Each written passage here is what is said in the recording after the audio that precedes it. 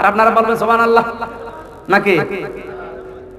কি বলেছে আল্লাহ কোরআনে একটু মিলান তো।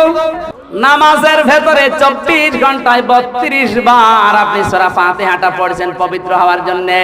সূরা ফাতিহাটা 32 বার আপনি আল্লাহকে শোনাচ্ছেন 24 ঘন্টার নামাজে। কয়বার? 32 বার। আপনি হিসাব করে দেখবেন 32 বার হবে। কি বলেছেন আপনি কোনদিন বোঝেননি, চিন্তাও করেননি। আজকে একটু চিন্তার রেখাটা খুলে দিচ্ছে। এলাকায় যিনি এমপি আছে, কোন মানুষ যদি যে এমপির সামনে প্রশংসা করে যে আপনি এলাকার কৃতি সন্তান, আপনি এলাকায় না থাকলে রায়ের বাগ ডুবে যেত। প্রশংসা করে আপনি পঞ্চমুখ করে ফেলেছেন। আপনার প্রশংসা শোনার পরে এমপি সাহেব হঠাৎ আপনার দিকে তাকিয়ে বলবে, বেটা তুই কে? আমার প্রশংসা করলি তুই কে? এ কথা বলবে না? আমার মনে হয় আল্লাহ যেন ঠিক এই কায়দায় বান্দাকে জিজ্ঞাসা করছে। বান্দা যখন নামাজে দাঁড়িয়ে বলে আলহামদুলিল্লাহি রাব্বিল আলামিন আর রহমানির রহিম মালিকি ইয়াউমিদ্দিন, আপনি আলহামদুলিল্লাহি রাব্বিল আলামিন বলে আল্লাহকে জানান, আল্লাহ তো জগৎ আছে, সব কিছুর মালিক তুমি, এজন্য তোমার প্রশংসা। জগৎ কেমন আল্লাহ বানিয়েছে তুমি টাচ দেয়। এই পৃথিবীর চাইতে সূর্যটা 13 লক্ষ গুণ বড়। এরকম সূর্য 22,000 কোটি কিলে খেতে পারে, এরকম ব্ল্যাক হোল আল্লাহ বানিয়ে রেখেছে। আরবিতে বলা হয় বালাম মাওয়াকিউন নুজুম, সূরা ওয়াকিয়ার ভেতরে আছে। বাংলায় বলা হয় অন্ধকার কূপ, ইংরেজিতে বলা হয় ব্ল্যাক হোল। সূর্যটা যখন তার কাছে যাবে আস্তে আস্তে গরম হবে, তখন ও গিলে খেয়ে ফেলবে। এত বড় বড় ব্ল্যাক হোল আল্লাহ বানিয়ে রেখেছে। মিল্কি ওয়ে আছে, ছায়াপথ আছে, গ্যালাক্সি আছে। এই পৃথিবী নামক যে গ্রহটা, এর একটা মাত্র সূর্য আছে, একটা মাত্র প্রতিবেশী আছে, তার নাম চাঁদ। পৃথিবীর চাঁদ কয়টা? আরো জোরে বলেন। বৃহস্পতি নামে গ্রহ আছে, তার চাঁদের সংখ্যা 16টা। প্লুটো নামে গ্রহ আছে, তার চাঁদের সংখ্যা 42টা। আপনি একটু হিসাব করেন, মাথা দিয়ে মেধা দিয়ে আল্লাহ কত বড়। এই পৃথিবীতে 5টা মহাসাগর আছে, বাংলাদেশে কিন্তু মহাসাগর নেই। আছে? নেই। আটলান্টিক যেটা, এটা 36,000 ফিট গভীরতা, 49,000 মাইল চওড়া প্রস্থ। এরপরে আছে 33,000 ফিট। প্রশান্ত মহাসাগর 48,000 মাইল গভীর, 48,000 মাইল হচ্ছে প্রস্থ। এই দুনিয়াতে সবচাইতে বড় পাহাড়ের নাম হিমালয়। এর সর্বোচ্চ চূড়া হচ্ছে এভারেস্ট, 29,000 ফিট। এই পাহাড়টা যদি কেউ আটলান্টিক মহাসাগরের ভেতরে ডুবিয়ে দেয়, পুরা ডুবে যাবে। এর উপরে আরো 7,000 ফিট পানি থাকবে। পানি কত আছে? সবচাইতে বড় জঙ্গল পৃথিবীতে আমাজন জঙ্গল। এত বড় বড় আমাজন জঙ্গলে বাগান আছে 250 কিলোমিটার, 300 কিলোমিটারটা। বানর যদি শুধু লাফ দেয়, শুধু গাছের উপর দিয়ে যাবে, মাটি পাবে না। সূর্যের আলো 1000, 1500, 2000 বছর চলে যায়, মাটি পায় না। এরকম ঘন জঙ্গল আছে আমাজন জঙ্গলে। গাছ কত আছে, আপনার মেধা নষ্ট হয়ে যাবে, আপনার ব্রেনে ধরবে না। কত পানি আল্লাহ বানিয়েছে। বড় বড় সৃষ্টির কথা তো আর বললামই না। যে এত কিছুর স্বীকৃতি আপনি দিচ্ছেন নামাজে দাঁড়িয়ে, আমার তো মাঝে মাঝে মনে হয় তামাম পৃথিবীর তুলনায় বাংলাদেশ কতটুকু কলমের লিফের মতো। কথা বলেন না কেন? এই বাংলাদেশে 64টা জেলা, তার ভেতরে রায়েরবাগ। কোন জেলা এটা? ঢাকা একটা জেলা। রায়েরবাগ থানা নাকি? মেট্রোপলিটন থানা না? যাত্রাবাড়ি থানা এটা। এর ভেতরে রায়েরবাগ একটা জায়গা। এখানে হাজার হাজার মানুষ আমরা, এর ভেতরে আপনি একজন। আমার তো মনে হয় মাঝে মাঝে আল্লাহ তোমার নজরে আমি আসি তো। এই যে যত বড় সৃষ্টির নাম বললাম, এর তুলনায় আপনি কিছু বলেন? কিচ্ছু না। আর আপনারই মস্তানি দেখে কে? কি পাওয়ার গো! কোরআনের মাহফিলে 144 দাঁড়াদাঁড়ি করে। ক্ষমতা খাটানোর জায়গা পাও না, শুধু 2 বার পায়খানা, 3 বার বমি দেবে, সব পড়ে থাকবে। তার তাড়াতাড়ি যাত্রা বাড়ি নিয়ে যা। ওর বউ ডাক দিয়ে বলে, শেফালির বাবা তোমার কি হয়ে গেল? বলছে, ও মা আমি মনে হয় আর বাঁচবো না। ও ছেলে ছিল চিন্তা করছে আমার দাদি মারা গেছে 3 বছর আগে। মা বলে কারে? ডাক দিয়ে বলে, আব্বা তোমার কি মাথা খারাপ? এ তো আমার মা, তোমার মা বেঁচে নেই। বলে, আরে ভাই চুপ কর, পায়খানা হলে এরকম হয়। 2 বার পায়খানা হয়েছে, সব উল্টে পাল্টে ওর মস্তানি করে না। এলে এখানে তো মস্তান নেই। কি পাওয়ার গো!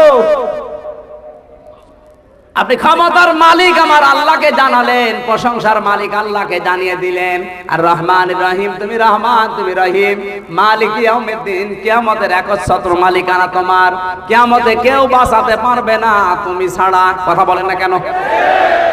আমার যেন মনে হচ্ছে আপনি আল্লাহর সম্মুখে দাঁড়িয়ে যখন এই 3টা কথা বলেন, আল্লাহ ঠিক ওই এমপি সাহেবের মতো জিজ্ঞাসা করে, এই বান্দা তুই কে? এতক্ষণ প্রশংসা করলি, তুই কে? আপনি যেমন বলেন, এমপি সাহেব আমি আপনার এলাকার মানুষ, অমকের ছেলে অমক।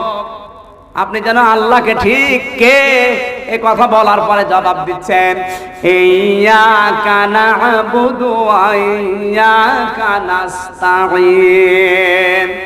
হে আল্লাহ আমি কে তুমি চিনতে পারোনি? আমি তো তোমার গোলাম, আমি তোমার দাস, আমি তোমার বান্দা, আমি তোমারই ইবাদত করি, তোমার কাছে সাহায্য চাই। সুবহানাল্লাহ বলতে পারেন নাই? আল্লাহ পাক বলেন, আমার বান্দা আমার ইবাদত করো, আমার সাহায্য চাই। বুঝলাম, কি সাহায্য চাও বলো দেখে। আমরা যেন এক কথায় আল্লাহকে বলেছি, ইহদিনাস সিরাতাল মুস্তাকিম। এ আল্লাহ আমি সাহায্য চাই সিরাতে মুস্তাকিম। ও বাংলার মানুষেরা, আপনার তো টাকার অভাব, ছেলের অভাব, মেয়ের অভাব, কত অভাব আছে, কিছু আপনি চাননি, আপনি চেয়েছেন সরল সোজা পথ। কথা বলেন না কেন? আল্লাহ যেন ঠিক বলতে চাচ্ছে, বান্দা তুমি আমার প্রশংসা করলে, আমাকে রহমান রহিম বলে ডাক দিলে, আমাকে মালিক ইয়াউমিদ্দিন বলে ঘোষণা দিলে, আমার ইবাদত করো, আমার সাহায্য চাও। এতক্ষণ তো কথাবার্তায় মনে হয় তুমি সঠিক পথে আছো নাকি? এরপরও আবার তুমি সঠিক পথ চাও। এ সঠিক পথ বলতে তুমি কি বোঝাও? বান্দা তখন বলে, রব্বুল আলামিন আমি ইসলাম মানতে গিয়ে দেখে, এই বাংলাদেশে ইসলাম মানতে গিয়ে দেখি এক একজন আছে এক এক দলে। ইসলাম মানতে গিয়ে দেখি সবাই টুপি মাথায় দিয়েছে, সবাই দাড়ি রেখেছে, জুব্বা গায়ে দিয়েছে, কিন্তু দল সবার আলাদা আলাদা।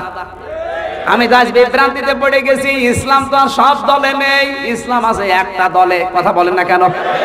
মিনাল্লাযীনা ফাররাকু দীনাহুম ওয়া কানু শিয়াআ কুল্লু হিজবিন বিমা লাদাইহিম ফারিহুন।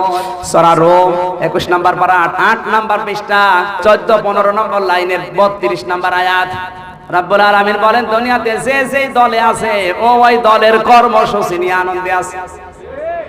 আরো আসতে বলেন, সব দল তো আর সঠিক না। আমি তোমার কাছে সঠিক পথের দিশা চাই। আল্লাহ পাক বলেন, সঠিক পথ বলতে তুই কি বোঝাস? আপনি নিজে যখন জবাব দিচ্ছেন, সিরাতাল্লাযীনা আন'আমতা আলাইহিম, আল্লাহ সরল পথ বলতে আমি তাদের পথ বুঝিয়েছি যারা পুরস্কার পেয়েছে। এখন পুরস্কার কি সবাই পেয়েছে? 4 প্রকার মানুষ আল্লাহর কাছে পুরস্কার পেয়ে গেছে।